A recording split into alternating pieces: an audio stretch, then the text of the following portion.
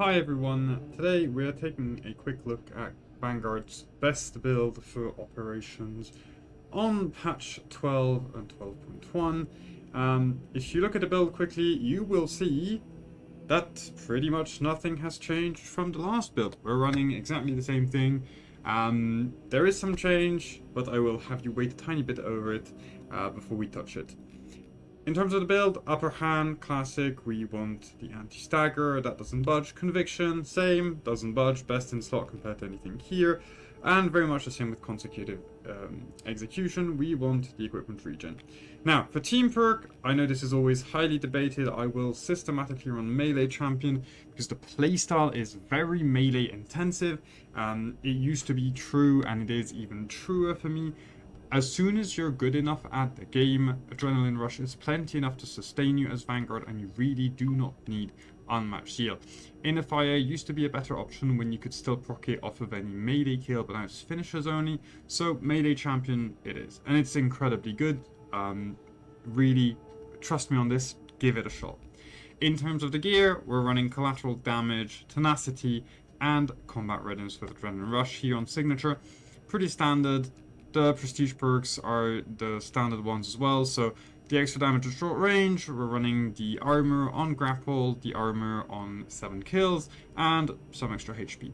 So, what changed? You know, if nothing changed here. Well, I have switched. No longer am I running block on Vanguard. Balance for Vanguard reigns supreme. It pains me to admit I am the biggest block enjoyer. Anyone who's been following my channel will know that, I think.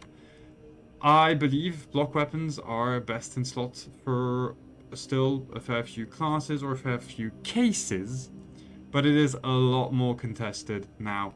And for Vanguard specifically, we kind of don't care about armor, we care about damage, and this gives so much of it so consistently. Now, it is a switch in playstyle. It's a bit weird to me, but it leans so well into the trade-heavy patterns of Vanguard, provided you know what you're doing, that it is very, very good.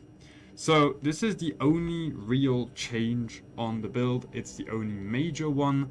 I will now just put you a couple of clips that showcase how the build plays, and potentially also give you some rundown of it. Alright, enjoy. You can kill ranged Majoris with a grapple, melter shot, throttle skip, shoulder dash. Easy, quick.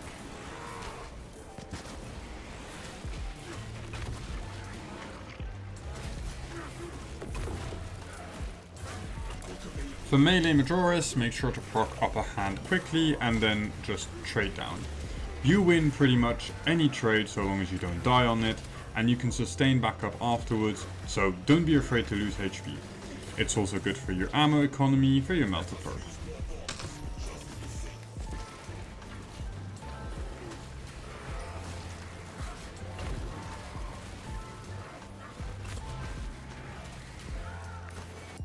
For extremists, explore some combos. You'll see here we can get a throttle skip shoulder bash by trading onto the Ravener just afterwards.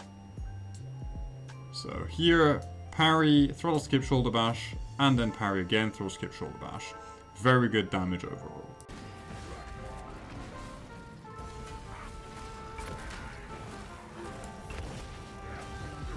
And here the DPS onto the Carney, pretty straightforward in the gameplay. I will put another clip where I get a bit more practice on the standard combo you'll have. When they're enraged, you will be able to just parry the first hit, melt a shot, parry, throttle skip, shoulder bash.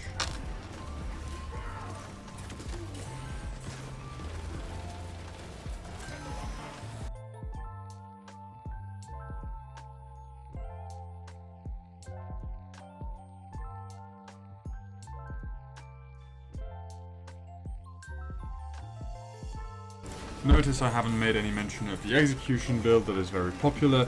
That is because that build, outside of Hard Siege after wave 20, outside of that context, that build sucks. Just don't play it. It's way too slow for operations, and this build is going to be vastly superior, including in true solo. Any questions, feel free to let me know in the comments, and I'll catch you all later. Bye!